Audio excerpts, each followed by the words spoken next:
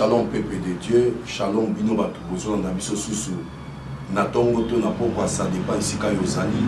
Eza bino ndeko l'apôtre Joseph Chopa oyo amemelaka biso toujours sango malamu selon appel au azwa na Esaïe 61 verset 1 ti na kokita Bible zo bana biso que l'Éternel m'a oint pour berbit pour annoncer la bonne nouvelle, pour libérer les captifs.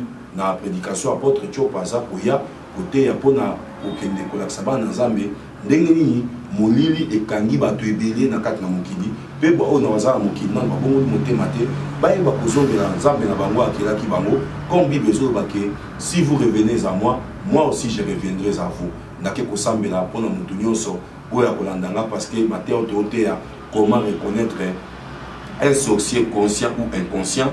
Ezali kambo petete, ezali kambo ya koseka na ngote, ezali kambo mabondeli, il faut zala mabondeli tango zo ka banselima ya boye, il faut kota makasi koyeba ni nzamba ni na tango to bondeli. Éternel Dieu, na pesio merci Zambe na bon moi. Zambe oyo akokani na motote, tango Zambe to ndo ka banselima kitoko pesi biso, comment reconnaître un sorcier conscient ou inconscient. To yebi ke Zambe na nguya nyonso Satan azo sepelate ndenge tozo bimisa ba secret na bango ya monde à ténèbres yango azo bundisa biso akobundisa biso na bikoma akobundisa biso na batu o esprit na bango eza captif mais Zambe kende ko bimisa molimo moko eza captif na maboko ya Satan à comprendre que le diable agit parce que selon Apocalypse chapitre 12 Bible zo ba que Dieu a projeté le diable sur cette terre, il est là, il a été projeté mais ba sala ki ba dans Zambe belé ba yebate ki existence na bango ezalaka fungola biso miso molimo mosantu pesa biso makasi pe nguya ya ko pesa toujours enseignement oyo malgré battant malgré ba parole nyonso koleka na biso to beli bongo na komona esprit masia makida na yesu couvrir ngai mais elongo la bato na captif l'esclavagisme ya bo satana pe ya burumbu na komona yesu ndeto bondeli boye amen. Merci. Naïbi Kesika Bozape na banda kuna bino bolobi amen amen apôtre Joseph Chopa et comme itango kitoko pona koyoka ba enseignement kitoko to bande ko lobake ba enseignement auto so kotea ezali comment reconnaître un sorcier conscient ou inconscient. Donc dans le baki que il y a deux sortes, il y a sorcellerie na kati ya bondoki o ba bengi magie noire. Tant que tu vas énumérer, tu peux ça qui définition à magie, il y a sorcellerie, tu peux ça qui objectif nango, tu peux qui définition nango, la sorcellerie, c'est l'ensemble des œuvres de la chair occulte, c'est-à-dire pour nuire à une personne vivante, tu vois que sorcellerie a été pour nuire bah ou à koufi. Objectif nango sur la ligne émission où tu connais cas, comment être délivré de la sorcellerie inconscient ou conscient, partie 1, partie 2, tu côté ce qu'on a deuxième partie, parce que tu vois que ça a 10 émissions, tu vois que objectif à sorcier, où il y a Satan. Et ça dans Jean 10, Yesu yemo kazo banabaye kolinaye à reconnaître qu'habit des voleurs vient que pour dérober, égorger et détruire. Mais moi je suis venu donner la vie, et la vie, cette vie là sera la vie en abondance. Ce n'est pas une vie où elle est passagère, ce n'est pas une vie où elle est mouquée, mais en abondance. Donc Jésus voit que lui il est la vie, mais le diable c'est lui qui vole, dérobe et égorger. Il y a un truc qu'on peut savoir dans les mailles, il ne peut pas comprendre. Tu vois qu'il peut un développement la sorcellerie a trois sortes de parties. Première partie sur le monde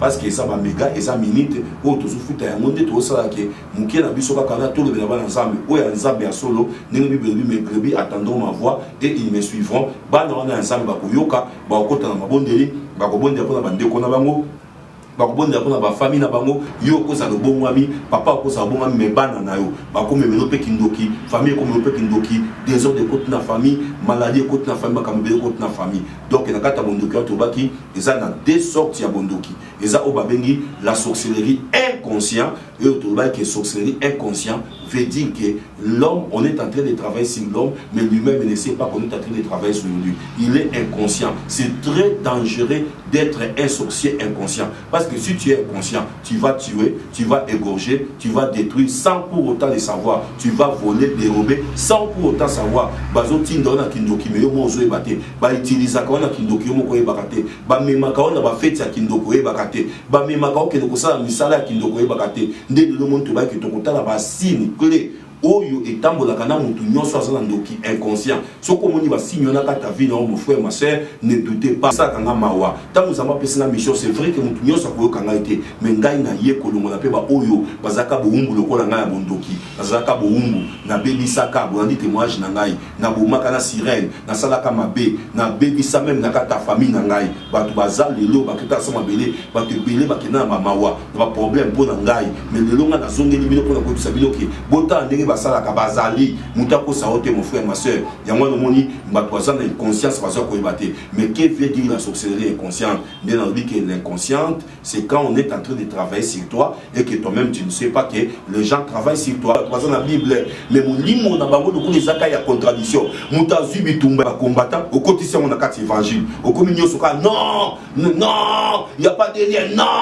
c'est faux non frère dans un bisao que ozolo ba non mais ta la famille na yo ozolo ba non ta la moi c'est azawapi ozolo ba non ta la bana ba osa nini ozolo ba non na diamba na maboko ozolo ba non na masanga na maboko ozolo ba non na kati hôtel ozolo ba non et ça n'existe pas vie non biboyebi que tu ne marches pas avec le Seigneur n'est pas avec toi tu es en train de mentir les gens mon frère ma soeur mutako saote nde na robaki ke na kata ki ndoke conscience ezana Acte chapitre 16 verset 16 à 18 nde siko lelo tokoye kolango mais deuxième sorte abondoki o babengi la sorcellerie conscient là quelqu'un qui pratique ces choses là ayebi ke na zandoki na bomaka na yibaka na bebisaka ngani mutu na sala kamabe nga mutu na boma mama ngani na boma papa tandis que ne conscience ba ko so pe moi na popi moko ba bitubae ba ko bimisa pe na miroir ba bisala boy boma moyebi te ke yo mutu sala ki me ba sala ki na yo ba utiliser yo oh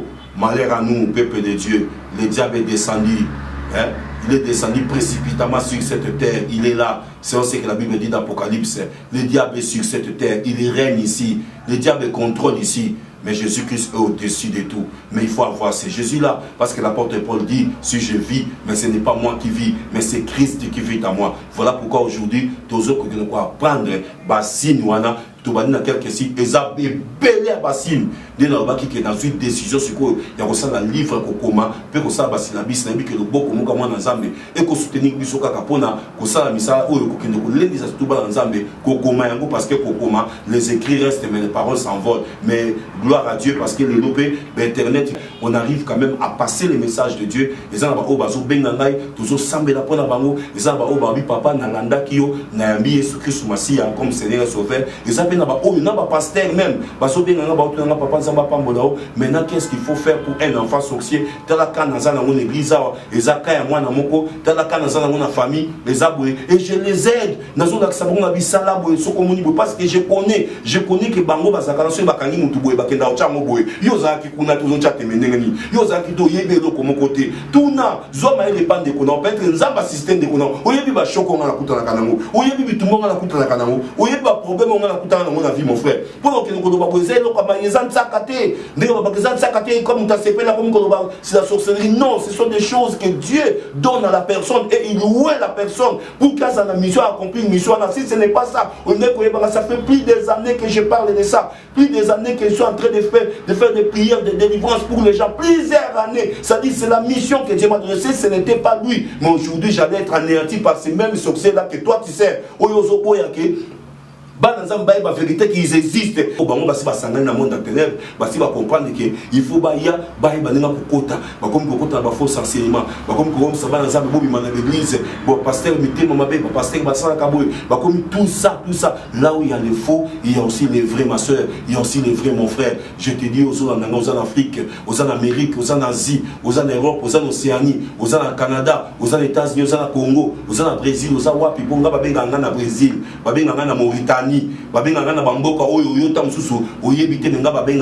J'ai reçu beaucoup de cas mon frère ma soeur on perd miso gars biso pe bana yesu miso gars ça dit comme na tango fungola miso so mon makamozo simba te ko kende ko c'est Dieu qui connaît toutes les choses et concours bien de ce qui aime Dieu et tout bana qui zengi bana bazo maïle na classe ezate la première signe pour reconnaître que na kati ya famille na yo na kati ya ndako na yo mwana na yo papa mama tonani aza na kati ya kindoki première signe oyo accompagner kandoki nyonso aza conscient te mais inconscient.